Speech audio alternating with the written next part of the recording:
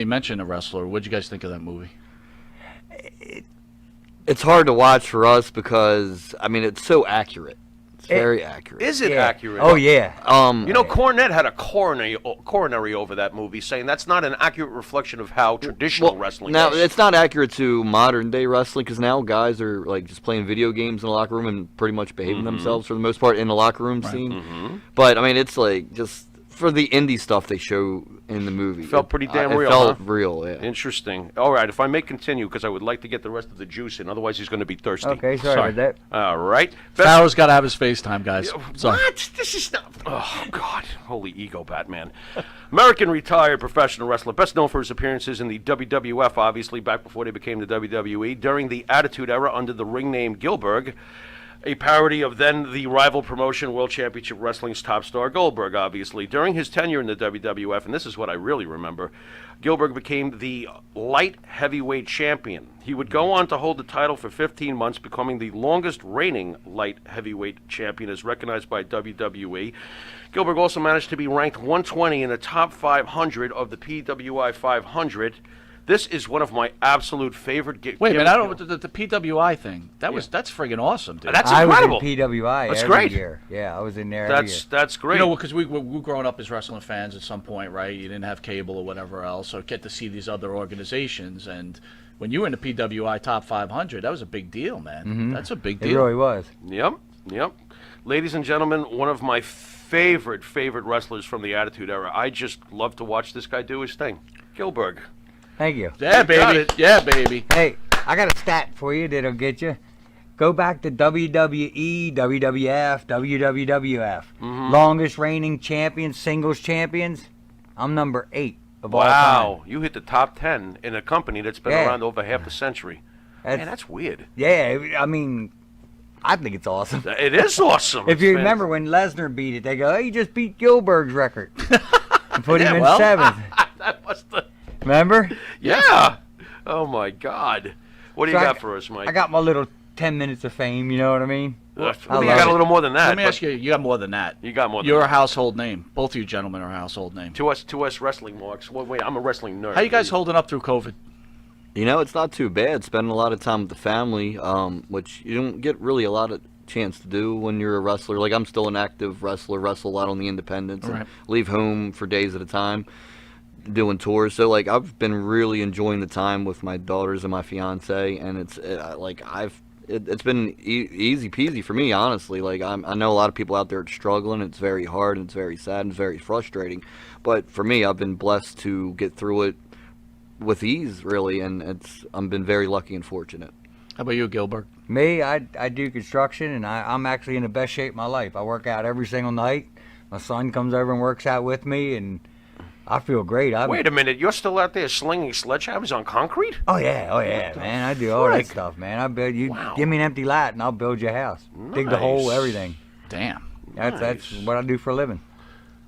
Sweet. James, you just had a wrestling event in West Virginia, right? Yeah, about 5 hours ago, it feels like. I know. Actually, about 12. Yeah, But what was it like? Was it outdoors? I mean, how was the fan reaction? Did people come? You know, considering what's going on. well, it was actually very cool. It was a drive-in show. It was outdoors at a theater, at a movie theater, but it was a drive-in movie theater. And The fans sat in their cars? Well, they pull up in their cars and they bring their own chairs, whether it's a steel chair or lawn chair or whatever, and sit the chairs next to their cars and watch the event. And they still did the meet and greet with social distancing and masks and everything. It was myself, Ricky Morton, Shane Douglas, Enzo Amore.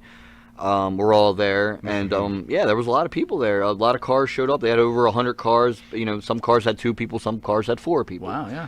But I mean, it was very successful, and it was a great time. It felt like it was a little bit of normalcy there, like going to an indie show, meet and greeting with fans, having a match. Like, it felt normal. It was cool. Wow. Tell us when you started, Gillberg, about the WWE whole deal as an enhancement talent. How were you contacted by WWE? Well, what happened was I was trained by my partner, Barry Hardy, Okay. and he was already up there doing jobs. And when he thought I was good enough, he took me up to the Monster Factory in New Jersey to Larry Sharp. Pretty boy And Larry Sharp. Larry sent a lot of talent up there. And we got in the ring and we're wrestling, and I was actually wrestling Glenn Ruth, Thrasher. And as we were wrestling, I do a thing where I can come in the hard way, you know, from the outside of the ring, but I can go all the way across the 20-foot ring, hit, and go out the ropes. And Larry came out of his office. I still remember the Godfather was coming out with him. They were coming out of his office, and Barry did the slingshot, and I hit and went out the other side. And Larry goes, whoa, whoa, whoa, whoa, whoa, whoa, whoa, wait a minute. And we were like, yeah, what? And my God, there's Larry Sharp standing in front of me. I'm like, you know what I mean? It was the first time I really saw a big star. And he goes, I don't believe I saw what I think I just saw. Can you do that again? And we're like, what? And he goes, come in the ring the way you did. I said, okay. So we got outside, and I got on the outside, and we started doing the fighting like. And he goes, no, stop all that. Just come in the ring. And Barry went, boom, bam, and I hit, boom. And when I hit, I stood right up and leaned on the ropes like that. I go, is that what you wanted? And he goes, you can go. Wow. Just like, and I mean, to be honest with you, I was such a fan that I didn't really get Wrestling Was Fake till probably my 5th match. What? Really? Yeah. Man, but I still remember training Barry showing me a punch. I'm going, man, are you kidding? Come on, don't mess with me, man, like that. And he's going, Dwayne, that's it. So that's now, it, buddy. did you both grow up wrestling fans? Oh, absolutely. Yeah. Oh. I've been watching wrestling since I can remember. So what makes you both go, okay, this is the path I want to go on with my life? I personally, like I said, I've been a fan my whole life. I can't remember not watching wrestling. And at the same time, I can't remember not wanting to be a wrestler. So it's been like a whole life's journey. Like it's all I've thought about. It's all I've ever loved, like as a, you know, something I wanted to do as a profession. And yeah, just since I can remember, I wanted to do it and have watched it and have loved it. Tell them about the elementary school deal. This is how far back we got. This is a great story. It's a That true you story. guys go together. Yes. Yeah, listen. This So, is no lie. I was 9 years old, like 5th grade. I'm up doing jobs at WWF. Right. I see him wrestle Owen Hart on Monday Night Raw doing a job as Dwayne Gill. And the next night, I go to my elementary school. I'm 9 years old. And he's up on a ladder, like I was a fixing maintenance man for the school fixing a board. light. Right. And I said, Mr. Dwayne, you know, he knows my family, my uncle, you know, my mom and my dad. I said, Mr. Dwayne, like, aren't you a big wrestling star? Why are you working at my school? And he looked at me, and I was 9 years old, and he goes, you'll understand one day. Oh, my nice. God. Little does he realize. Crazy. Don't worry, kid. Yeah, like, and Are like, we understand. changing light bulbs together? What are you talking about? I'm so confused. Well, first, Dwayne, we've got a personal friend, Bill Pierce. I think he worked as Oh, an yeah. Yeah. So Yeah, you knew Bill? sure. Yeah, back in Billy's the a good day? friend of mine. Yep. Yeah, so Bill's still going at it, too, in the independent circuit. He's a good guy. Awesome. So you both were trained Larry Sharp, Icon, and then Axel Rotten on your end. No, Yeah. Barry Hardy trained me. But Larry but Sharp went, did but not you went train to me. Larry's school, right? No, Barry Hardy trained me in his basement on this right here. On that. Concrete and a half-inch piece of padding with a piece of carpet on top of it. No wonder you thought it was completely real for a while. You're Yeah. being bounced off concrete. Yeah, I still remember when the first time I wrestled the Road Warriors. I was standing there, and an animal come in the ring, and he looked across at me, man, and he went, man, I backed up to Barry. I went, oh, my God, Barry. Man, these guys know this stuff is fake, right? I didn't say stuff, though. And he goes, get out of my way. And he's going, I'm going to break you in half. Man, I swear you can ask my partner, Barry Hardy. I'm going, dude, shut up, man. Shut up, man. And then I remember when it was my turn to get in, I got in, and Hawk pushed me back in the rope, and he goes, clothesline, brother. I was running to the ropes, looking back, going, he talked to me. He talked to me. I swear to you, man. I swear to you. My philosophy with wrestling is this.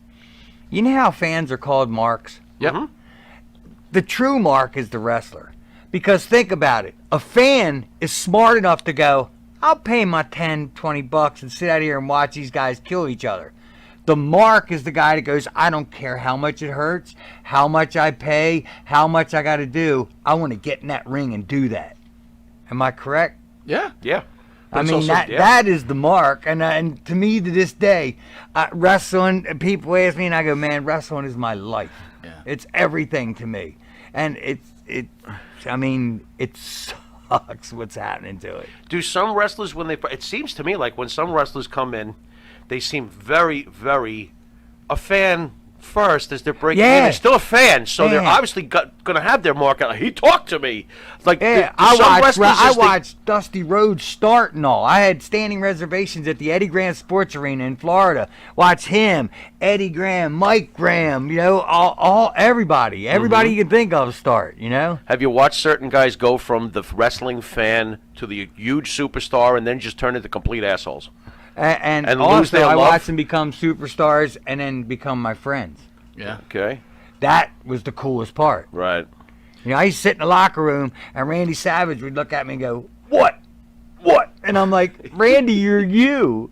That's the funny part, man. You're you. Right. It isn't like you would go, oh, yeah, do his thing, and then come in and go, hey, so Dwayne, how's it going?" He was like, "What's up, brother? You know," and I'm like, But I couldn't handle it, you man. guys, you guys lived your gimmick a little bit too, right? It was an extension of both of you, no?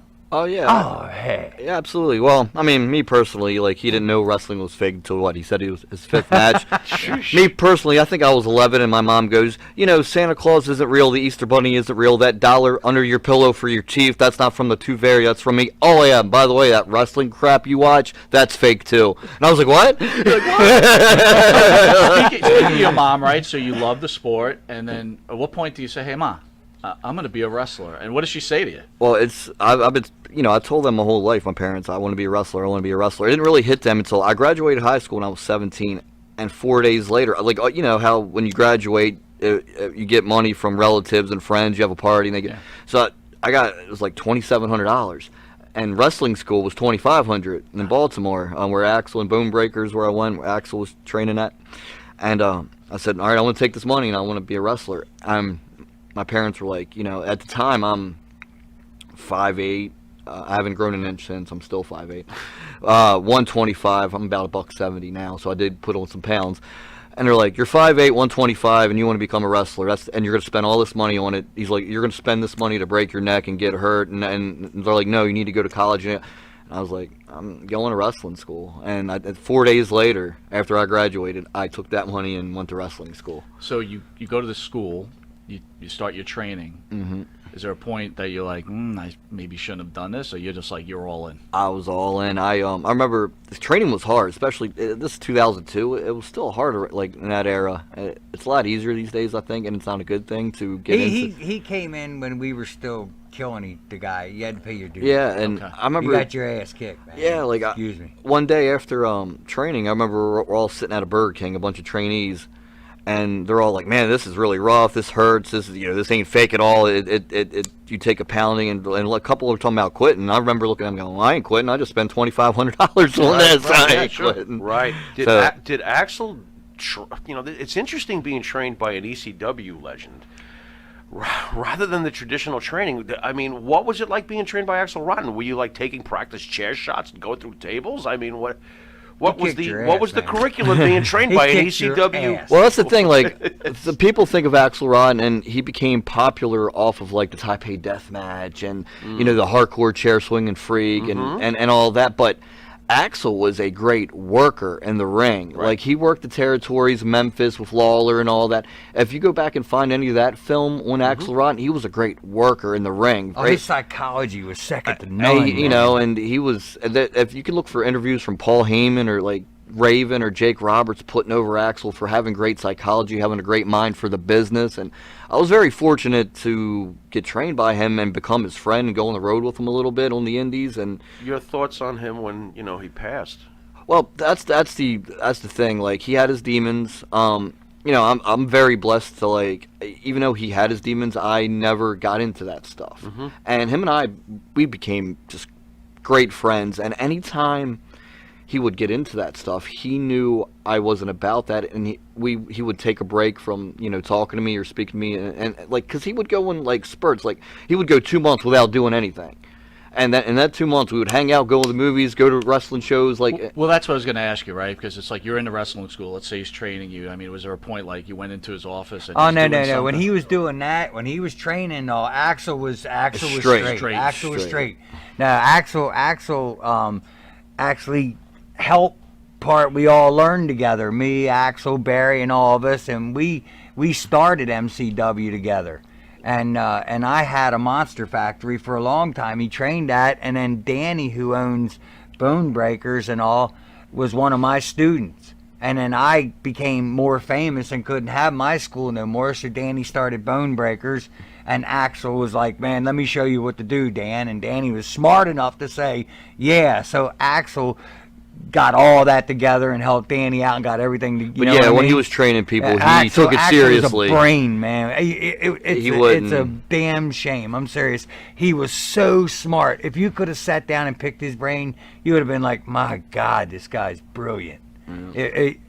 If he could have not had the demons, we were talking about it on the way up here, I guarantee you, he would have been Triple H. He would have been, he would have been up there. He would have been unbelievable. He really would have. Were you two able to avoid the pitfalls of this business, the drugs, the things that come with it? Jimmy, this is the God's honest truth, is the true straight-laced person. He's never smoked nothing, snorted nothing, taken nothing. Not even a special hash brown? I have my occasional beverage. He really is the straight-laced And you told us before the interview that you like Italian food. Yes, I do. My fiance's Italian, cooks Italian dinners all the time, and I love it. And so I can't wait to. But how about you, Gil? Were you into the extra? Well, I never got into the coke and all that, but yeah, I smoked. Might have smoked a few sparklers. Is that what you said? Smoked, a few of them, I'll say. Very nice. Very nice. So maybe I smoked your share and his share and his share. Hey, put it this way, man. Me and the Godfather are brothers. Okay. What did the WWE pay you in the '90s as enhancement channel? Enhancement. We made $250 a night. Well, but I made it up to $500 a night. Plus they paid your hotel. Plus they gave you travel. On a 3-day deal, I would usually come home with about $2,500. And how often did you work for them at that point? Every 2 weeks. Every 2 weeks they did 3 days. They did Raw. I think it was Tuesday night main event or Saturday night main event, and then was it Superstars, right? Superstars, yep. That's not bad for a couple of minutes. No. It was great. It was great. You know, it really was. And I used to take 10 and 12 people at a time up there. I used to get a van and come on, guys, all my students went up there and everything, yeah. And we all met Larry's students, who was Glenn Ruth, D'Lo Brown, all them. You know what I'm saying? So let me ask you this: a lot of people bitch and moan about the WWE being this billion-dollar enterprise. And, you know, you're one of the older wrestlers, and they feel that some of these guys who made Vince McMahon all this type of money should have gotten, like, pensions and 401ks and all this. Where do you stand on that? It'd be nice. But to tell you what it's like and the locker room was like back when I was in there, I was a jobber. I was a broke-ass wrestler, you know what I mean? And I was up there working, and I had been on, they had us on for like a week. And I had like $5,000 in my bag, and I came back after a match, and it was gone. Oh, Ace. Now I'm freaking out, right? It's in WWF's locker room, not WWF. Mm-hmm. I'm freaking out, and I mean I'm crying, man. I'm like, my God, there's everything, my bills, everything, man. What am I gonna do? Vince sees the tape, walks over, he goes, what happened? I said, Mr. McMahon, I had this money right here, and it's gone. He said, calm down, Dwayne, calm down. Walks over to Chief, see him talking to Chief. Chief walks over and goes, here you go. Vince walks back and goes, I'm sorry that happened in my locker room. Wow. Yeah, and that's why. You said Chief J Strongbow? Oh yeah, Chief J Strongbow, of course. Sure. Yeah. And here's the thing, like, they pay you very well. Very well, it's man. It's up to you to save the money and all that. I mean, pensions will be nice and health insurance, but the thing is, you get paid so much, you can get that on your own, because they like anybody that, like, it drives me nuts when guys cry about what they get paid up there. Like, ridiculous. You money. get paid, like, man, I remember my first, like, month's paycheck there. It was more money I've ever seen in my life. And I'm like, And so when I see like other wrestlers go on Twitter, and I hate Twitter and all that, when people cry and complain on there, that's not where you handle business like that, just in my humble opinion. And I'm like, man, what are you talking about? Like, you're making a lot of money. You can, like, way more than the average person. That's what I think about. The average guy makes, what, 40 grand a year? In WWE, you can make that in a month or two. Even like the smallest guy can make that in like at least 4 months. You know, it doesn't take you a whole year at all to make that. I guess, you know, you're in the newer age of wrestling, right? Where people probably got paid a lot more. You're kind of in the middle, but a lot of them, you know, like maybe a superstar Billy Graham, right? A guy who maybe built the business. One of them. Right? You know, who's pretty much just broke now with tons of medical problems. Right. I mean, do you think there should be a difference between those guys, those legends who helped build the business? I really feel that they made their money. Yeah. But they spent it. Right. Can I say something? You can say everything. Made a shit ton of money. I'm broke. Why? I raised my cost of living, right? In other words, I lived at a $60,000, $70,000 living. Okay. I got that job, you know, the contract, boom, I jumped up $300,000-$400,000 a year living. New cars, new boats, new house, new this, new that. You lose your job. You're back down to $70,000.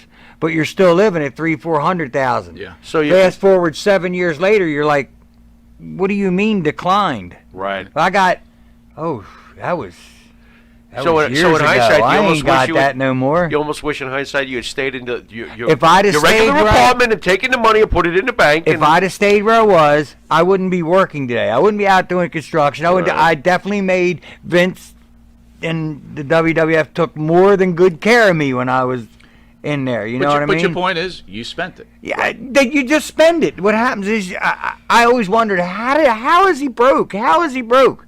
I didn't do anything wrong. I didn't do drugs or none of that. Okay. I just lived at a higher lifestyle than the money I was bringing in. But when I started living that lifestyle, I was bringing in a lot of money. Right. And like hung out with millionaires, but I was a thousandaire. Right.